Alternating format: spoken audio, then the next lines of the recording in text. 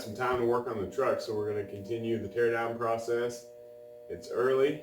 I got my coffee, ready to have a good day, try to get some progress done. I've got the whole day dedicated to the truck, so should be a good one. Stay tuned. Oh, and I got a new tripod, so you can actually see what's going on. You can see me in the camera and not just half of my shirt. So yeah, we'll get some better shots today. Alright, so first thing today, we're going to start on removing this center link right here. You don't necessarily have to, but it makes it a lot easier to pull the end down. I think I talked about it on my last video. And it's just a couple more steps. You're going to be into it anyway, so you might as well. I think I've got to replace one of the ends on this thing because I noticed that the grease fitting looked like it broke off inside, which I'm sure I could get it out and put a new grease fitting in, but we'll see how it feels whenever we get it completely off, see if it's able to be reused or what, and see how easily these cotter pins come out, because with me, cotter pins are always a 50-50 shot. It's like they either come out really easily or you're going to fight them all day long and drive them out with a punch and all that stuff. Fortunately, I think we're good on these ones so far. Yep, there's number one. And I think what I'm going to do, for right now, I'm just going to remove this one side, I believe. I might as well do both sides. Not that much more work. So, see, I got a lot of grease up under here I need to clean off, so once everything's down in the frame, I can spray all that. To the opposite side. Hopefully it wants to cooperate. Sorry, all my junkie here kicking around. I haven't taken a day to really clean the garage yet. That might be coming up here soon. So, I figured this bolt would come off a little easier because it's covered in grease. A lot of times if you run into a component like that that's got grease covered all over it, works kind of like a WD-40 or something. It keeps it from rusting up and seizing on there. So yeah, grease isn't always a bad thing.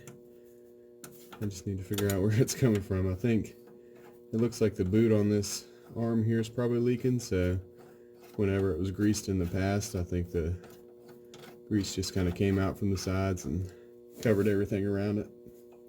Which, like I said, is not a bad thing, because it's kind of preserved the components over the years. The most important thing about using a puller is getting a good straight pull, and it's not always achievable, but I think this is a little bit off, but I think it should do the job. That other one came off a little easy, so. These are small components anyway. Oh man, that one be a little tight. So one trick you can use, if you can hit right on the end of your puller, that's the best route to go. But in this case we don't, never mind.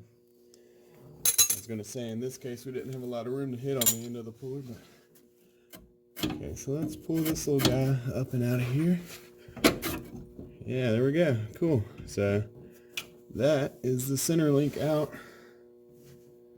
I'm going to put it in this thing. Yeah, the boot, I don't know if you can see, is missing completely off of that side, and well, yeah, basically completely off this side. So yeah, all my drive components are definitely going to be upgraded. It looks like both of my tie rods are bent, and I don't know for sure, but this one over here kind of looks like, let's see if we can see it here. That tie rod right there almost looks like somebody tried to weld it back together. I don't know, maybe that's just a buildup of grease, but hopefully that's not the case. Helper Lila here with us now. She slept in a little bit, didn't you? Yeah. Were you sleepy?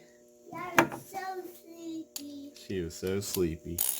But now, she gets to help Daddy out in the garage. That's her favorite thing to do, I think. That's good, because I like having her around. Right now, we're taking the engine mounts off on this side. What, baby? Uh-huh.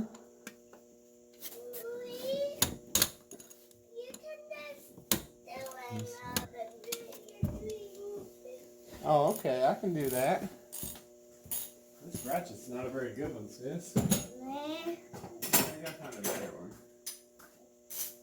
So, Craftsman will be good. I don't know how to gear slip it in it or something. That's better. Lila, what are you gonna do today? You gonna go with Mommy to... Is that Prim barking? Is that a... No? I thought it sounded like Prim. Alright, there's engine mount number 1 out. That's always right.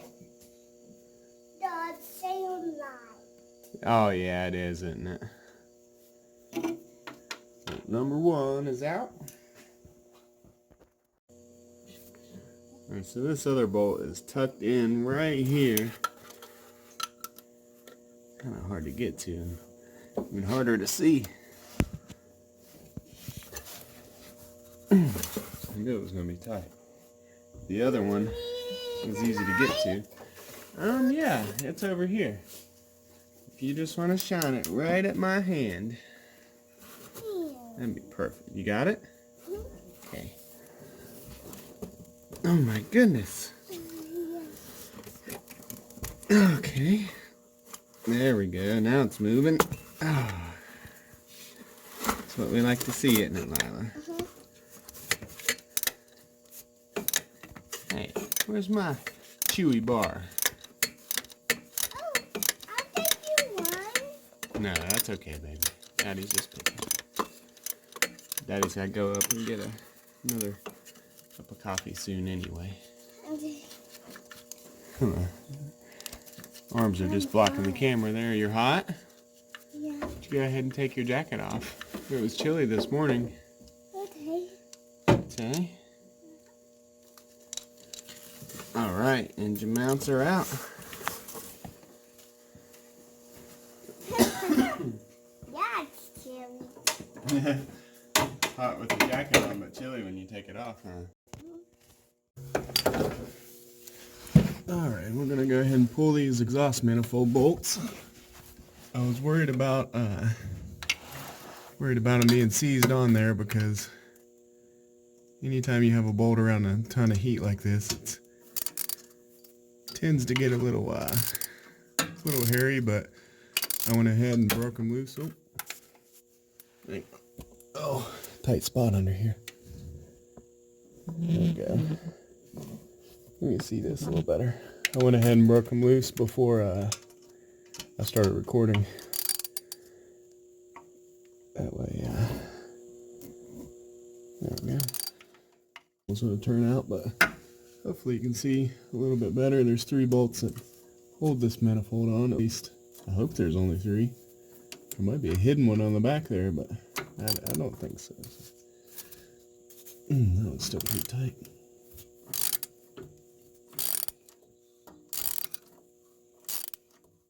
Get ready to pull this center drive shaft bearing out of here. So the other day I said this was a 3-piece drive shaft, but I meant it was a 2-piece. I don't know why I said 3-piece. Oh, hopefully I need a deep well socket to get up under here. Lila, is that you over there? Yeah. Oh, okay. This thing's kind of in a tight spot. Hopefully. Oh man, that's so close. Wait a second. Anyway,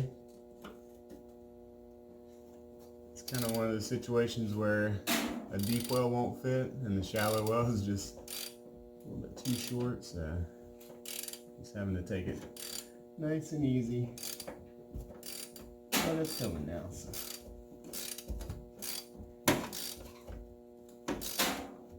Hey Lila, did you find your kitty? Lila brought a kitty down to the garage, and the kitty got away. So now we don't know where the kitty's hiding out at. So Dad might have a new garage cat. Oh. Hey,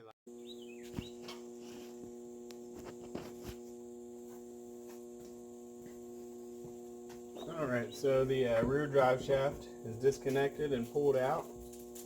And we are getting ready to pull the shifter linkage right now. Other than a couple odds and ends, hopefully get ready to yank the motor and transmission out of here. So we'll see what this looks like up under here. Yeah? I'm so hungry after this. Okay, we'll go to the house and cook in a second, okay? Okay. After we get this engine pulled out of here, take us a break and eat some lunch.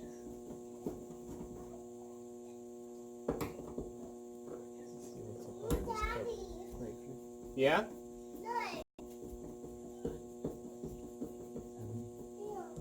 Lila, she's been a good girl today. She didn't want to hang out at first. She kind of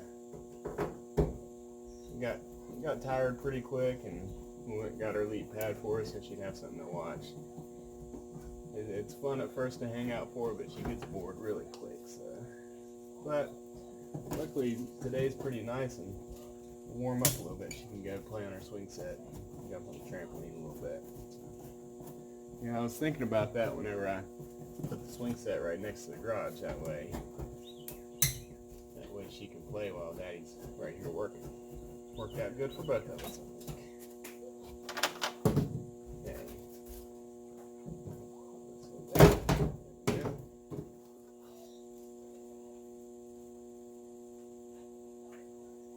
Yeah, looks like we got some gaskets on this little thing. We probably need replaced. There's our shifter linkage.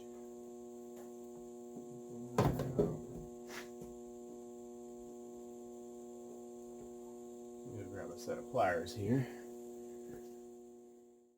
Alright, let's see. Lila tooted Donnie. Huh? Lila tooted funny. Tooted? Yeah, I wrote that. Oh my goodness. Look, it says Lila farted tuber and. Ew. Interesting setup here. There we go. Cool. That's the easiest. Well, I don't want to jinx myself yet. So that was the easiest. I want to keep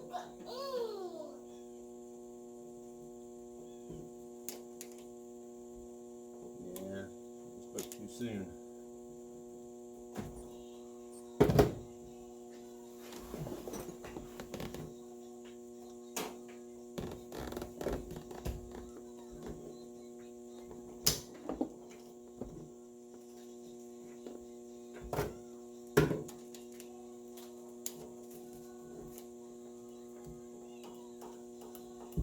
There we go.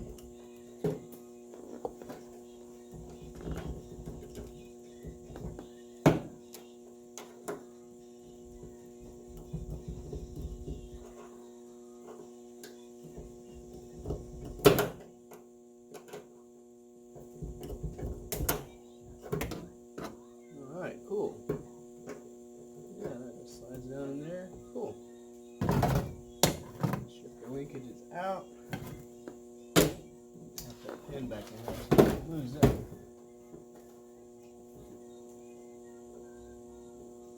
There we go. Actually, instead of doing that.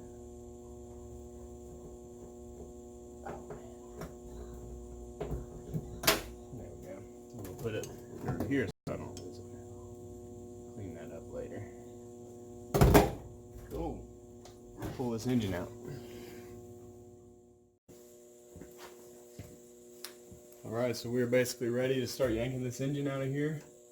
I just want to go over and look at a couple things like this right here. The vacuum line I forgot to disconnect. And I'm sure when we start pulling there'll be one or two that come up along the way.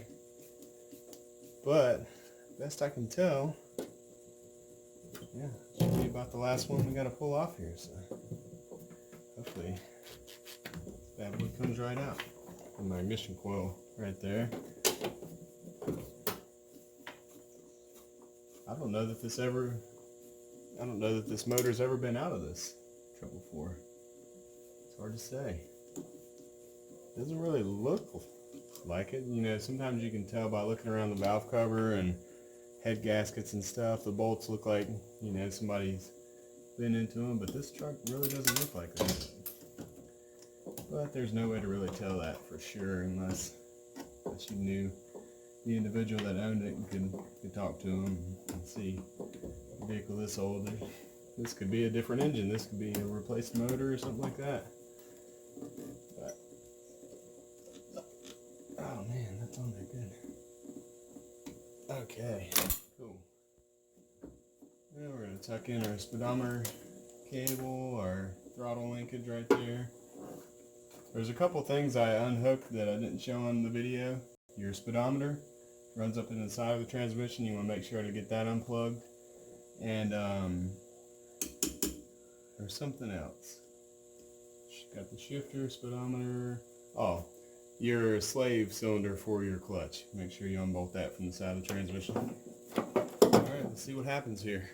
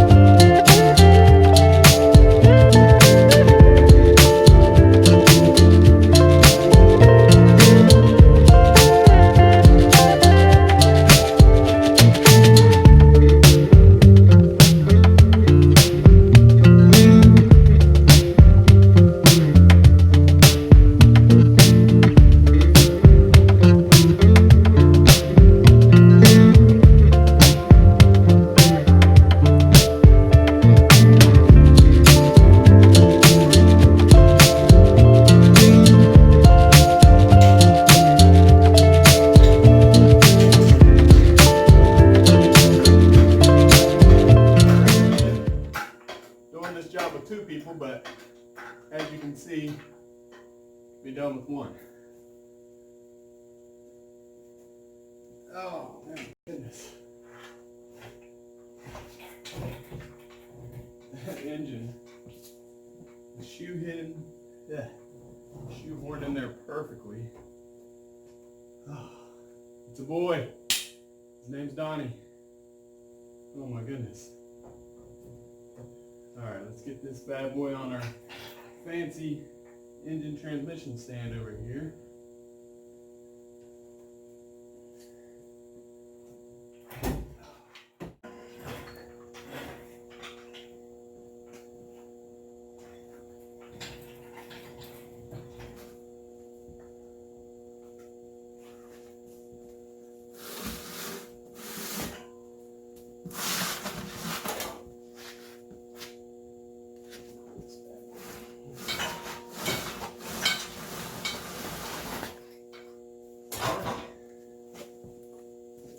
Good. So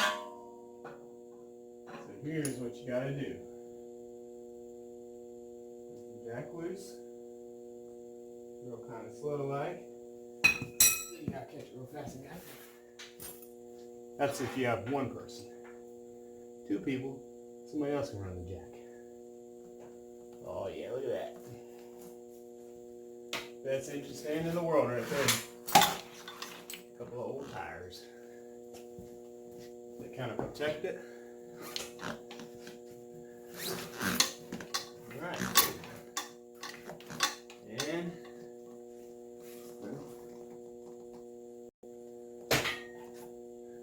Engine's heavy on this side, so it wants to kind of fall that way. Still losing coolant out of this thing. Alright. Hey everyone, that's where we're stopping at for the day. Engine transmission is out. Next thing we have to do is pull this cab off. So in the next episode, we'll start prepping everything. I've got most of the brake lines removed already, so it should be pretty straightforward.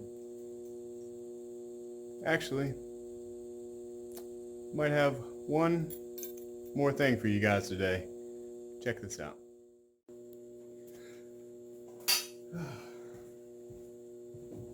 Alright, so I don't know if I told you or not, but there's one benefit to having rusty cab mount bolts, and that is you don't have to take them out.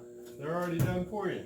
So I started pulling the engine out and realized that wasn't hardly anything holding this cab on here, so let's pull the cab off.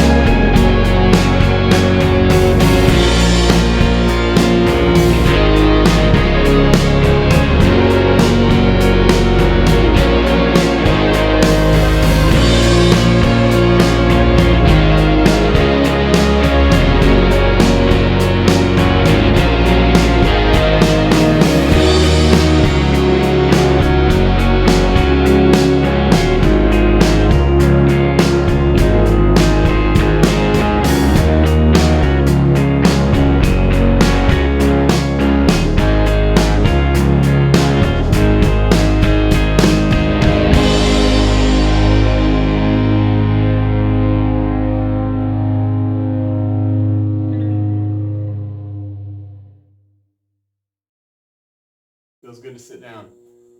Thank you guys for tuning in today. We are officially what I want to call it the halfway point with Donnie. So it's all uphill from here. Frame is next, floor pans in the cab. Oh man, and then basically after those two, we'll start redoing the brakes, brake lines. We got to figure out the fuel system. Figure out what I'm going to do for a fuel tank.